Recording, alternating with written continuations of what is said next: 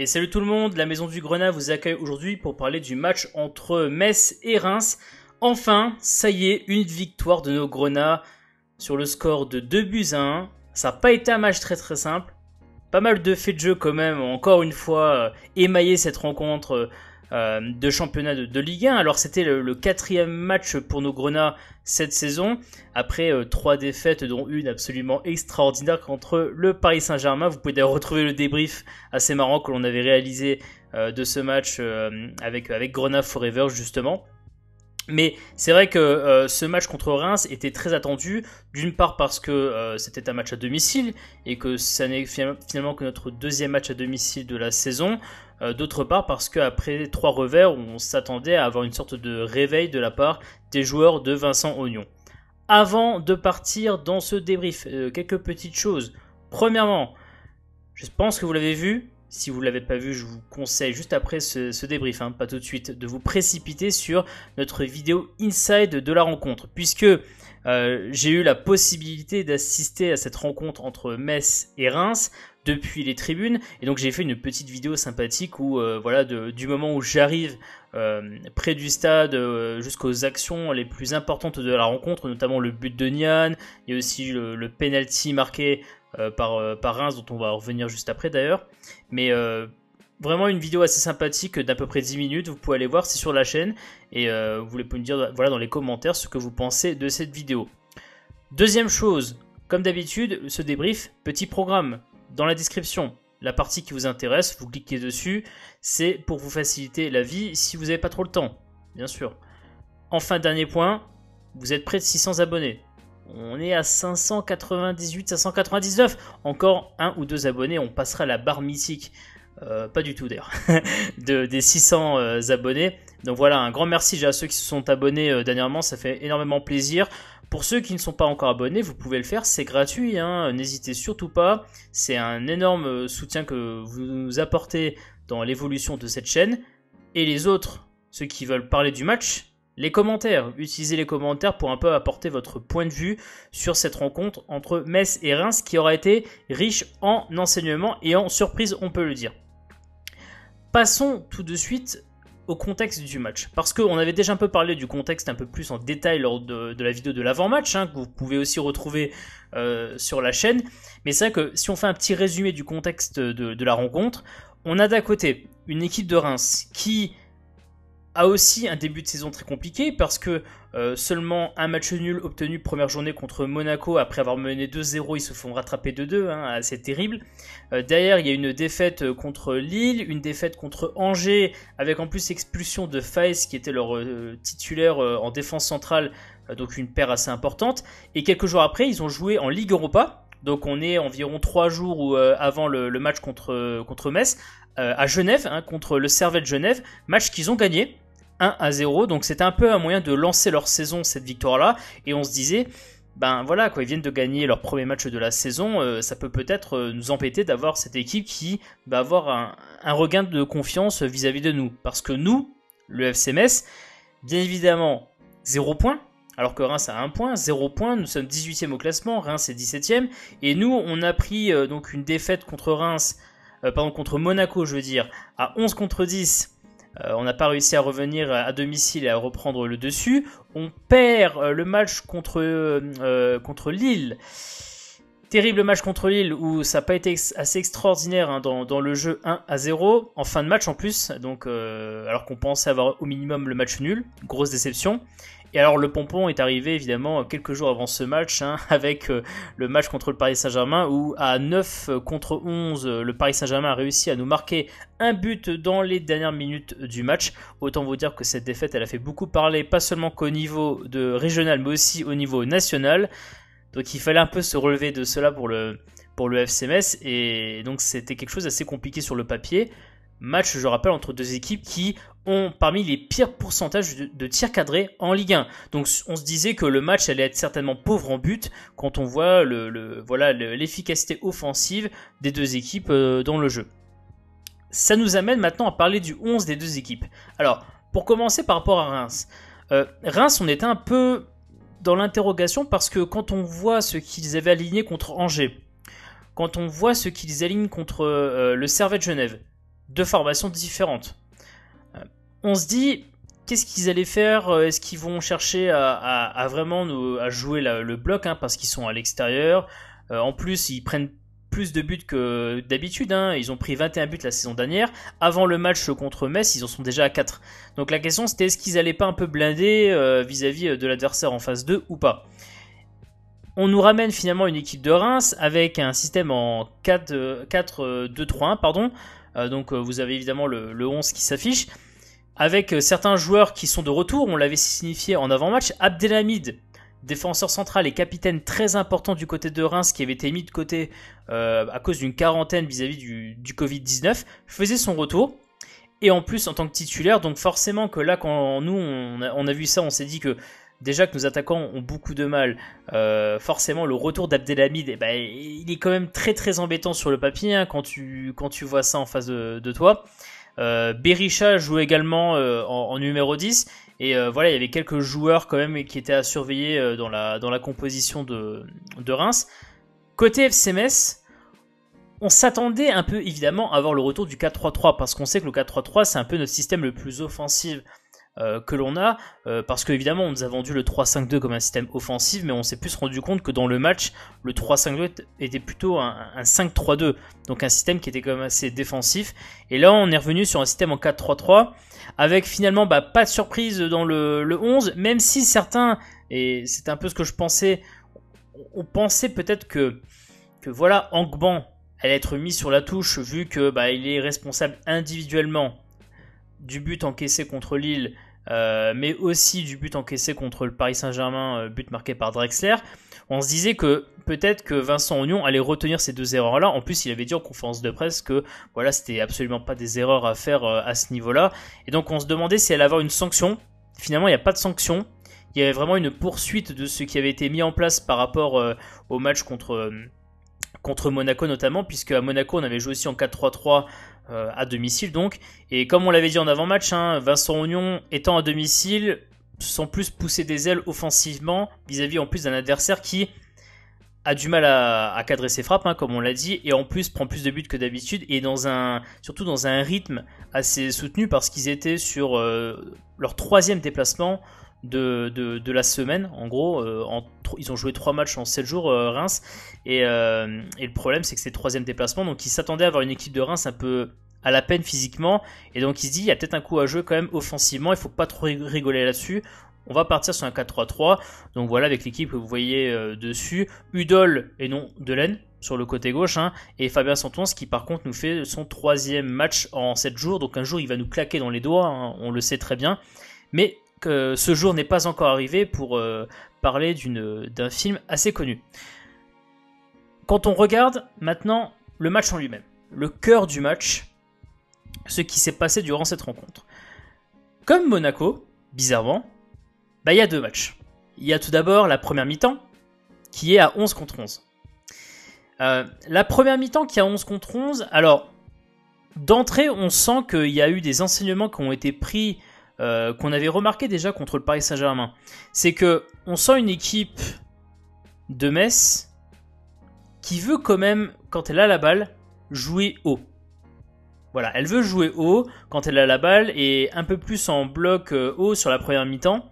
Et franchement, quand on voit ça, on était plutôt content de voir qu'ils avaient un peu compris la leçon à ce niveau-là, qu'il fallait pas rester au niveau de sa moitié de terrain et attendre que le temps passe. Il faut chercher la victoire. C'était l'objectif qui était annoncé en avant-match. Forcément, tu vas chercher à quand même aller beaucoup plus haut que ce que tu as fait contre le Paris Saint-Germain, mais surtout aussi contre Lille, où là, contre Lille, par contre, tu avais été vraiment très, très, très prudent.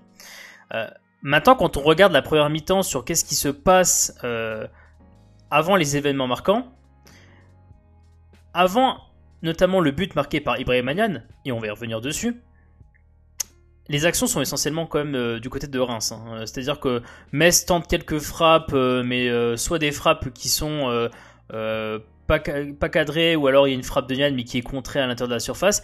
Mais c'est vrai que c'est beaucoup Reims qui va avoir des opportunités, notamment au tout début de match, à travers un jeu qui est essentiellement un jeu court, en fait, où ils vont essayer de passer par l'axe sur un jeu...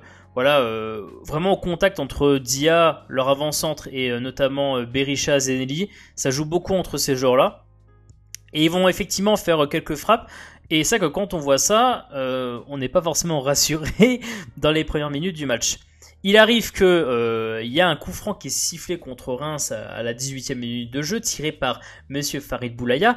Et qui c'est qui réceptionne ce magnifique coup franc de Farid Boulaya? C'est Monsieur Ibrahima Niane, qui marque son premier but de la saison, but de la tête, où il fait d'ailleurs un très très bon déplacement vis-à-vis de son vis-à-vis, qui était Conan, qui faisait office de marqueur entre guillemets sur Niane durant ce coup franc.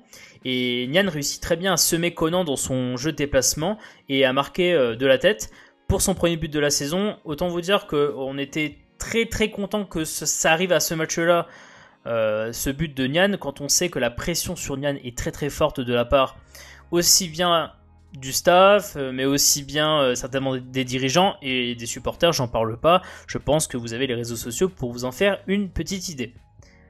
On marque ce but-là à la 18e minute de jeu. On se dit derrière, qu'est-ce qui va se passer? Est-ce qu'on va avoir peur de se faire rattraper? Ou est-ce qu'on va continuer, au contraire, ça va nous donner de l'élan et ça va nous faire voler un peu, je dirais, sur cette rencontre, et ça va nous pousser à aller encore plus vers l'avant et chercher à marquer. Et arrive ce qu'il arrive, alors un changement d'aile qui se fait sur le... Alors c'est pas un changement d'aile par contre, mais c'est un renversement du jeu sur le côté droit. Et en fait, il y a une erreur qui est faite, en gros, c'est que Boy sort de l'alignement en fait de la défense centrale, ce qui fait que le joueur que laisse Boy est marqué par Mathieu Hudol. Farid Boulaya vient compenser le déplacement d'Hudol vers ce joueur laissé libre, par John Boy. Et donc il y a ce changement, ce renversement qui est fait, qui passe derrière Farid Boulaya. Le joueur de Reims contrôle la balle et Farid Boulaya essaye de faire un tacle pour prendre la balle. Malheureusement, il prend la jambe du joueur de Reims, ce qui fait que Reims obtient un penalty à la 43e minute de jeu. Terrible moment quand même de prendre un penalty à ce moment-là du match, juste avant la mi-temps. Penalty transformé par Boulaye Dia pour son deuxième but de la saison. C'est vrai que Thomas Fouquet, qui effectivement passe derrière Farid Boulaya, c'est un peu dommage d'avoir Farid qui le laisse un peu, même si c'est pas vraiment son poste, d'être vraiment hyper latéral défensif comme ça, mais c'est vrai que ce décalage qu'il y a eu fait que il a dû assumer malheureusement le marquage de Fouquet, et malheureusement Fouquet a réussi à passer derrière lui et à provoquer la faute faite par Farid Boulaya. On arrive maintenant au deuxième mi-temps, et c'est vrai qu'en deuxième mi-temps on est inquiet parce qu'on ne sait pas comment va se comporter Metz. On est à un partout, on est à domicile. Est-ce que Metz va avoir peur? Est-ce que Metz va être prudent? Est-ce qu'au contraire Metz va vouloir emballer le match d'entrée? On sent effectivement que Metz va avoir tenté quelques occasions, surtout une occasion, je crois que c'est Angban qui a une occasion où son tir n'est pas cadré. Le grand moment de cette deuxième mi-temps va arriver tout simplement à la 50e minute de jeu, quand une passe est faite pour Farid Boulaya. Alors on est au niveau du rond central. Farid Boulaya fait une déviation un peu talonnade pour Ibrahima Niane, qui est marqué par un joueur. Je crois qu'il est d'ailleurs marqué, si je me trompe pas, par Munetsi.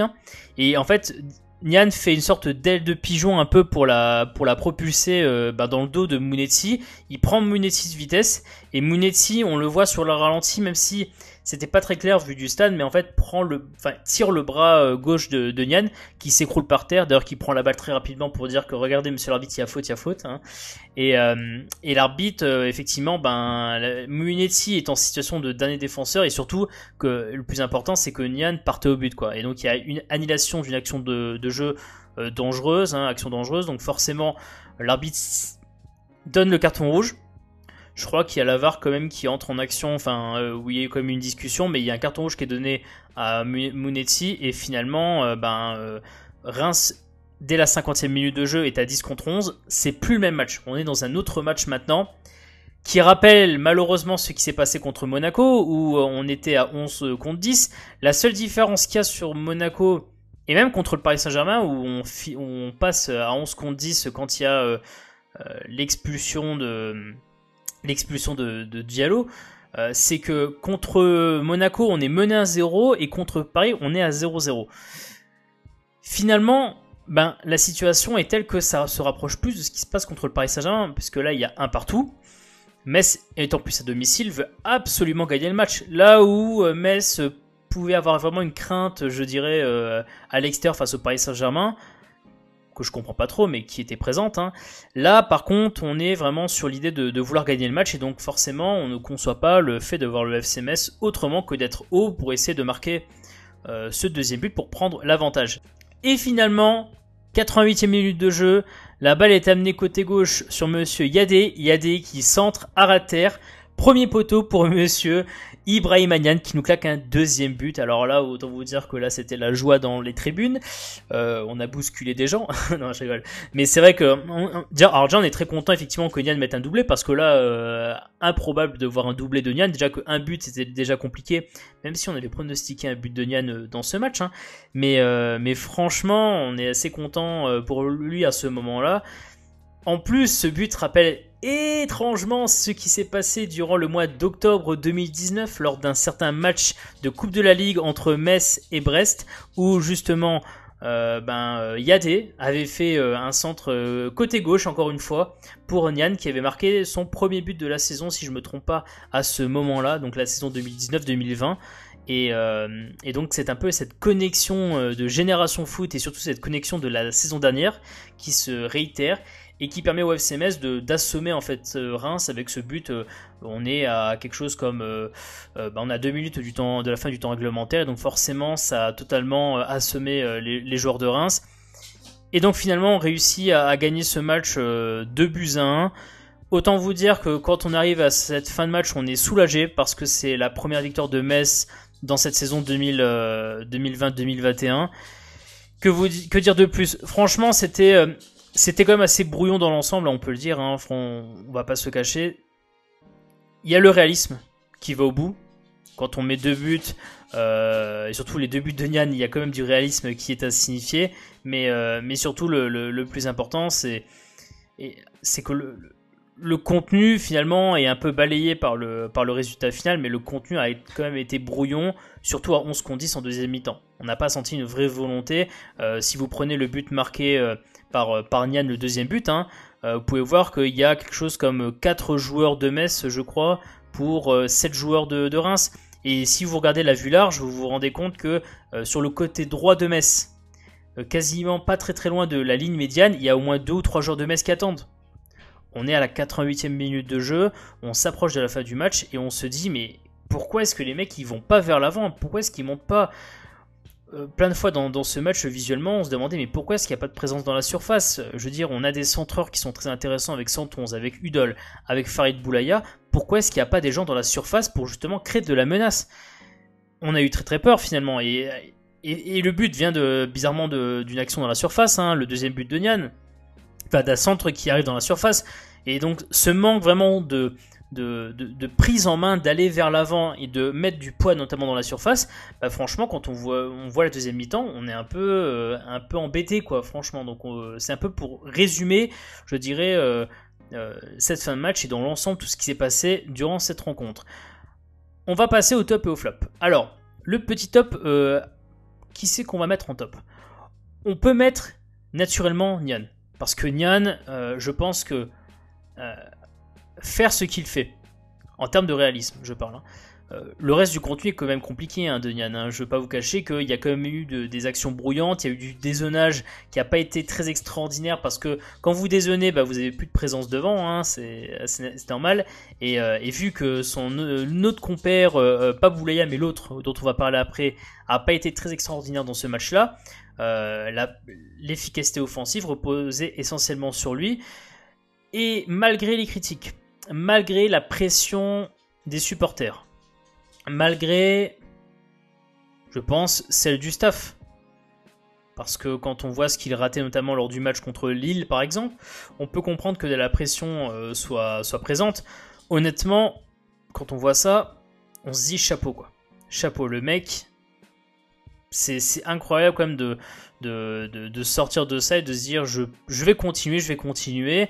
Chapeau bas aussi évidemment à Vincent Ognon de ne pas avoir mis Habib Diallo à ce moment-là, parce qu'il aurait pu très bien sortir Nian à la 70e et mettre Diallo. Hein. Finalement, Diallo n'est pas rentré en jeu, et donc Nian est resté jusqu'au bout, et a donc permis au FC Metz de gagner le match. Très fort de la part de Nian d'avoir réussi à se montrer décisif dans ce match-là. J'en ai pas parlé, mais j'aurais pu, par exemple, parler de Farid Boulaya, qui a aussi du déchet, mais a mouillé le maillot comme pas possible. D'ailleurs, c'est aussi le cas de Nian. Hein. Ils ont mouillé le maillot, ont été quelquefois brouillons, il faut le dire. Mais par exemple, Boulaya fait le coup franc pour comment dire, qui amène le but de Nian en première mi-temps. Et surtout, on sent un Farid Boulaya qui aujourd'hui a le jeu en main.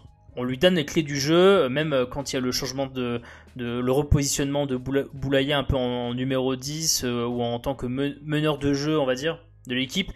Il y a une vraie confiance qui est donnée de la part de Vincent Ognon envers Farid Boulaya. Et on voit que Farid Boulaya tente des choses, il essaie de...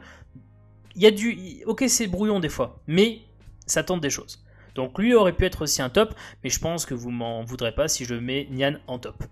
Passons sur les flops. Les flops, alors là, c'est un peu compliqué parce que certains joueurs n'ont pas été non plus extraordinaires sur ce match. Je ne vais pas vous le cacher que je vais pas par exemple parler de 111 parce que 111, mine de rien, même en étant crevé physiquement comme il était, défensivement il fait quand même pas mal d'interceptions sur ce match. Il en a quelque chose en tout pour tout vous dire. Il est je crois à 3 interceptions faites dans ce match. Il est très présent également au niveau du pressing. C'est le joueur de Metz, 111, qui a touché le plus de ballons de l'équipe.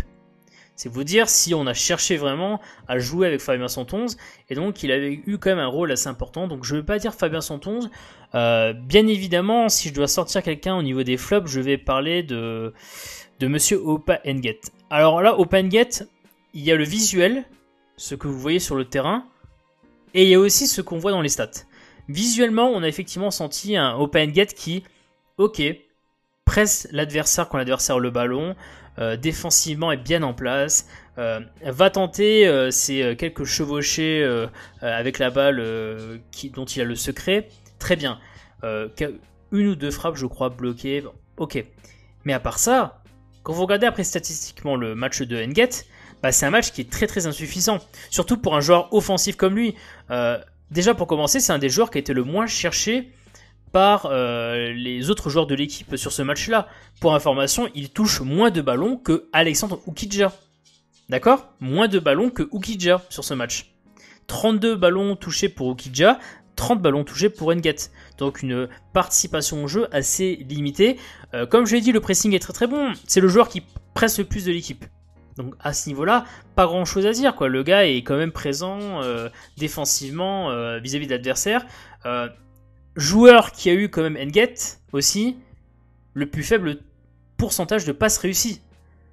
61% de passes réussies dans ce match-là. Vous allez me dire aussi que, évidemment, c'est un des joueurs qui a fait le moins de passes.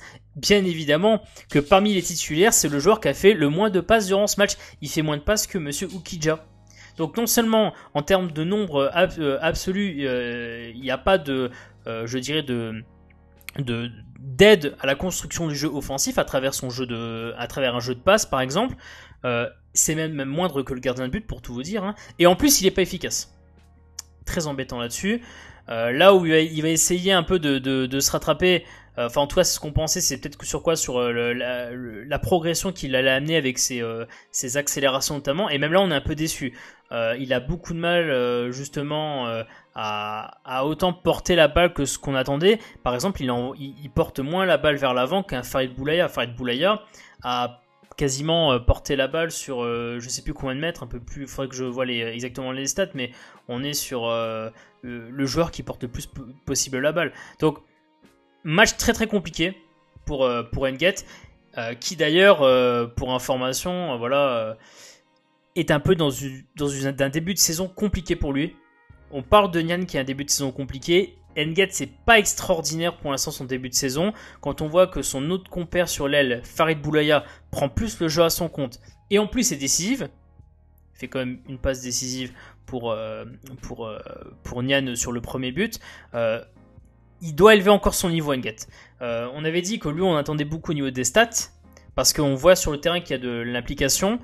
Il y a toujours de l'implication défensive, ça c'est clair et net. Il y a du pressing, il y a du bon positionnement défensif. Maintenant, offensivement, il faut qu'il soit présent. Parce que Metz a besoin vraiment de joueurs qui accompagnent les actions offensives. Et quand vous regardez par exemple, c'est tout bête, hein, mais le carton rouge que prend Munetsi sur sur la contre-attaque menée par Metz, par Nian, hein, qui provoque le carton rouge de Munetsi. N'Guet n'est pas près de Nian du tout. Il est pas prêt à proposer une solution. Il est en phase défensive, je peux comprendre, mais ok. Offensivement, N'Guet déçoit sur ce match. Donc, on espère que pour les matchs suivants, ça va quand même repartir de l'avant pour l'ailier sénégalais. Passons maintenant très rapidement sur le classement à l'issue de ce match entre Metz et Reims. Bon, on était 18e, on passe 17e. Parce que nos concurrents strasbourgeois hein, ont gagné leur match de ce week-end et donc forcément nous colle un peu, voilà. C'est très serré comme vous pouvez le voir. Malheureusement, la mauvaise opération du match est faite par Reims hein, qui reste à 1 point. On va dire qu'on recolle tout doucement au wagon moyen du championnat avec cette victoire-là. Donc ce qui est une très très bonne chose. Mais on n'est pas sorti de l'auberge. Hein. Je vous le dis, la saison sera encore très très très très longue. Qu'est-ce qui attend le FC Metz pour la suite de son calendrier? Marseille, 26 septembre. Déplacement dans le sud de la France. Sans Vincent Pajot. Et oui, malheureusement Vincent Pajot qui est suspendu pour ce match. Match très très très très compliqué. Alors le contexte actuel à Marseille peut peut-être être aidé parce que vous savez que il va y avoir du grabuge avec ce qui s'est passé lors du match entre Marseille et le PSG, sachant qu'il y a des joueurs qui sont suspendus, par exemple, qui ont pris des suspensions du fait des altercations qui ont eu lieu durant le match. Hein. Donc là aussi, on attend de voir ce que ça va donner en termes d'alignement pour Marseille, bien sûr, mais on parlera de ça évidemment dans un avant-match qui sera en direct sur YouTube. Je l'annonce, match en direct sur YouTube. Pas match en direct, pardon, mais avant-match en direct sur YouTube que l'on va faire certainement. Je vais voir, peut-être le vendredi ou le samedi. En tout cas, suivez les réseaux sociaux de la Maison du Grenat sur Twitter, Facebook et Instagram. On fera une annonce dessus pour savoir quand faire cet avant-match de la rencontre entre Marseille et Metz. On a fini pour ce débrief. Merci beaucoup si vous êtes resté jusqu'au bout. Voilà, plus d'une demi-heure de vidéo, hein, comme quoi on progresse dans le mauvais sens. On fait de plus en plus long. Bien sûr, si vous voulez avoir plus d'éléments de ce match, je vous conseille la vidéo Inside que l'on a publiée très récemment, où vous pouvez voir un peu moi-même me balader dans le stade durant cette rencontre. Si vous n'êtes pas abonné encore, vous pouvez le faire, c'est gratuit, hein, ça nous soutient énormément. Merci encore à ceux qui sont déjà abonnés à notre chaîne. Les commentaires, bien sûr, utilisez les commentaires pour un peu nous donner votre opinion sur ce match contre Reims et sur aussi ce qui va attendre peut-être contre le FC Metz, contre Marseille, je veux dire.